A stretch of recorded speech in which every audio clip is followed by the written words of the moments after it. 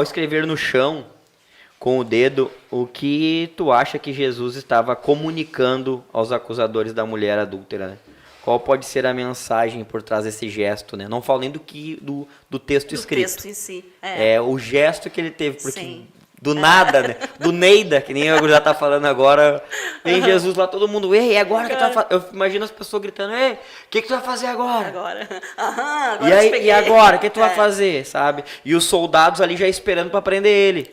Tá entendendo? É assim, toda uma estratégia, Toda uma estratégia para pegar Jesus. Aí Jesus vai lá com o dedinho. E Jesus vai lá, né? E a Bíblia não fala, e a gente, na verdade, nem sabe mesmo, né? Tem uns que ousam dizer que Jesus pudesse estar escrevendo os 10 mandamentos ali, alguma coisa, né? Mas eu acho que Jesus não estava escrevendo nada mesmo. Ele estava só tirando, sabe? Realmente a atenção daqueles homens. Do pecado da mulher, sabe? Para pensar ali, ó. Tá, e agora, o que será que ele está escrevendo? O que ele vai fazer?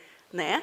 Então eu vejo que Jesus ali, se eles pensaram que a estratégia deles era grande, a estratégia de Jesus era muito maior, né? A estratégia de Jesus era muito maior, né? Jesus escreve ali, Jesus fica ali, né, com o dedo na areia. Eu acho lindo pensar, imagina, né? Todo mundo esperando uma resposta de Jesus. E aí eu fico pensando no coração daquela mulher que estava ali pensando agora, eu vou morrer, é agora. Não tem mais. Sabe que eu ouso dizer que talvez os fariseus, quando ele se agachou, pensou, pronto, ele vai juntar a pedra. Vai juntar a pedra.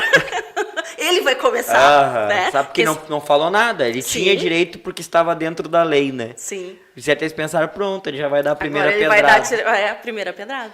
Mas não, né? Então, olha só que coisa maravilhosa ali. A graça pura, né? Jesus ali com amor, com misericórdia, com mansidão, sabendo, conhecendo a lei, né? Conhecendo os fariseus, sabendo a intenção deles, né? Jesus vai lá e simplesmente dá a cartada final. Um tapa de luva, que nem a gente fala, né? Exatamente.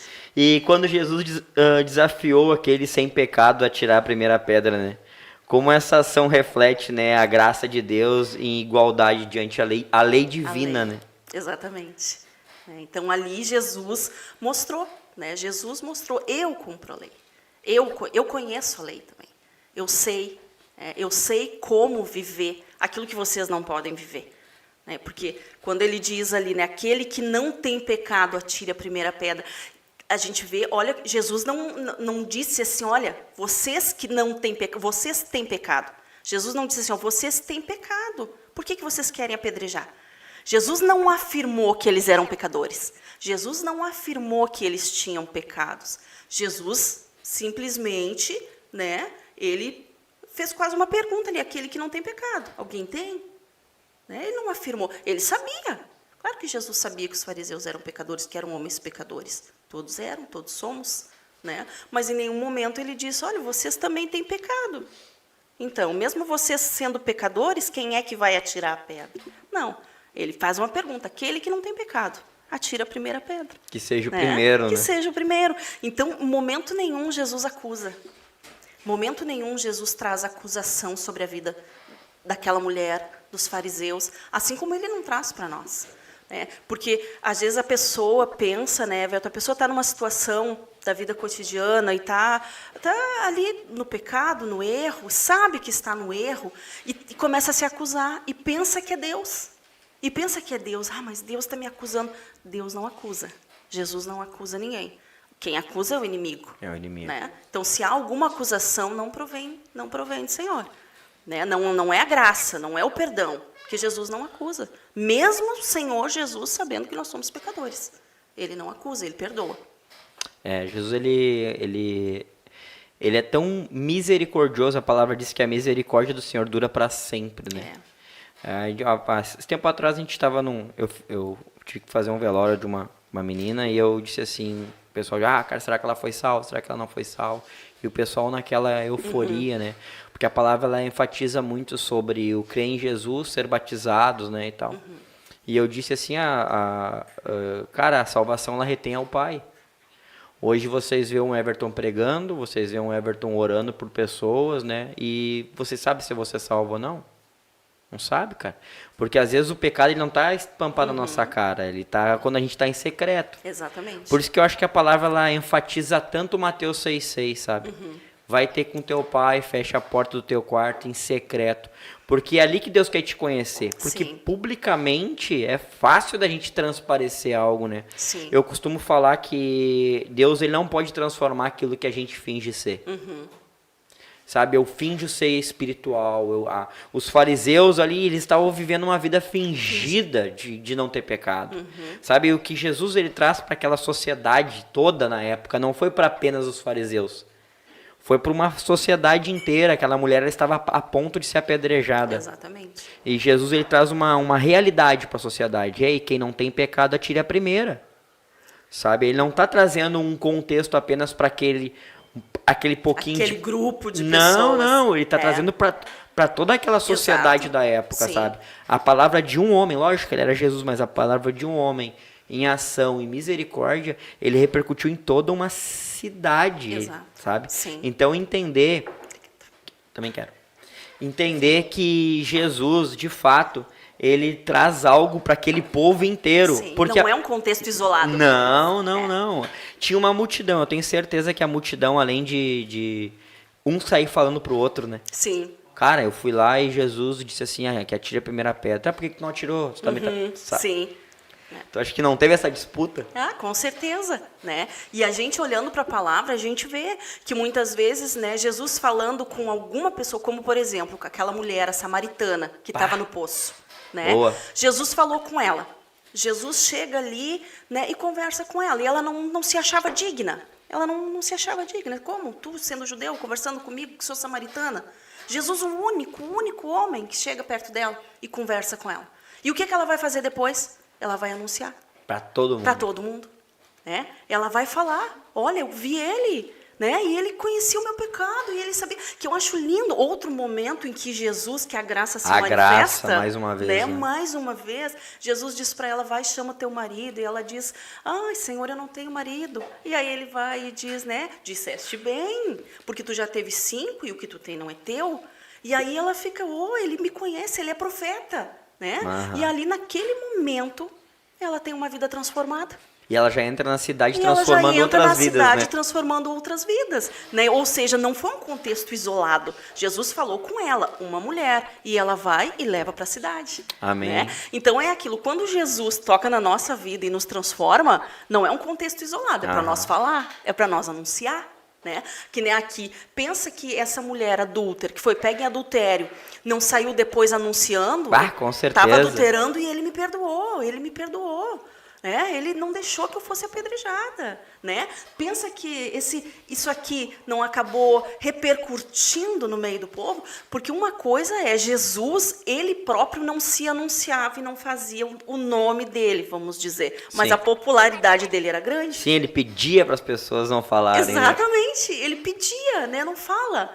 Né? Vamos manter um pouquinho de segredo, mas aonde ele andava, ele arrastava multidões, porque a popularidade dele crescia.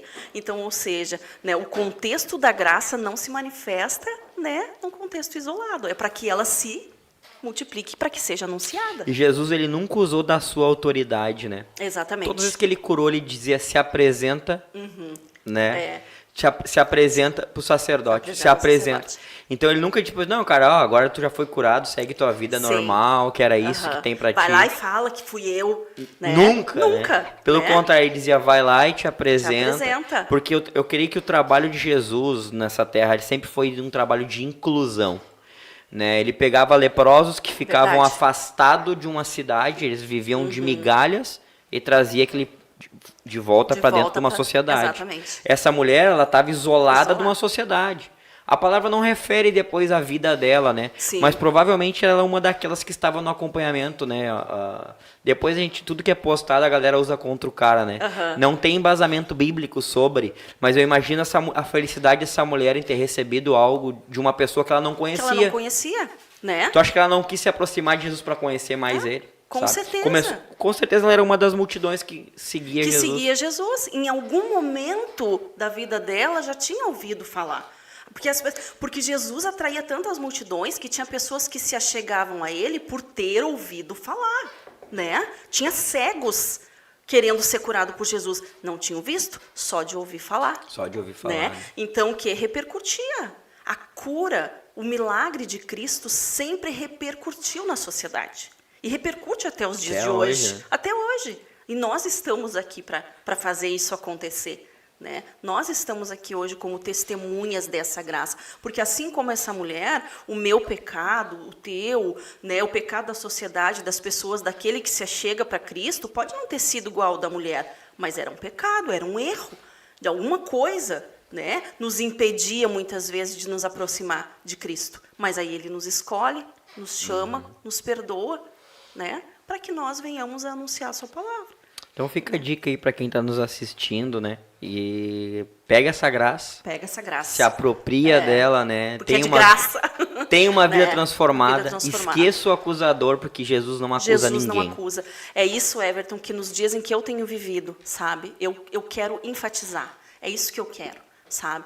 A graça, o perdão, sabe? Porque o quê? Muitas vezes, eu como trabalho com aconselhamento, já aconselhei pessoas de chegar para mim e ela já está mal, ela já está trazendo acusação sobre ela, no pecado que ela estava. Como que eu vou chegar para ela e ainda vou ficar martelando mais? Vai pisar em cima. Entendeu? Então eu tenho que apresentar a graça, porque ela por si só já estava sofrendo. Ela por si só, o inimigo já estava escravizando ela com acusação. Então se que morreu na cruz para perdoar todo e qualquer pecado, né? Eu posso simplesmente perder aquela vida para o inimigo, né? Enquanto eu não anunciar a graça. Algo tão simples de falar, de dizer. Hoje eu me preocupo muito mais nessa questão, em falar sobre o perdão, sabe? Em falar sobre a misericórdia de Deus, o perdão que alcança toda e qualquer pessoa, o perdão que é dispensado sobre nós. Porque um dia isso vai acabar, um dia a graça vai cessar. Né? E hoje a gente vive na dispensação. Vão procurar e não vão achar. Vão procurar e não vão achar. E eu digo assim, eu quero chegar diante do Senhor e dizer, Senhor, enquanto eu pude eu apresentei, enquanto eu pude eu falei, enquanto eu pude eu ministrei. Eu quero poder chegar diante do Senhor, né, e dizer, as almas que eu, né, ministrei, que eu falei do Evangelho. Isso está muito forte no meu coração. Sim, é uma responsabilidade. É uma responsabilidade. Aqui a reação dos acusadores ao ouvir a declaração de Jesus é significativa, né? Como essa passagem ensina a natureza da humanidade e a nossa necessidade da graça de Deus, né? Como essa passagem ela reflete a nossa humanidade, né, com a graça de Deus.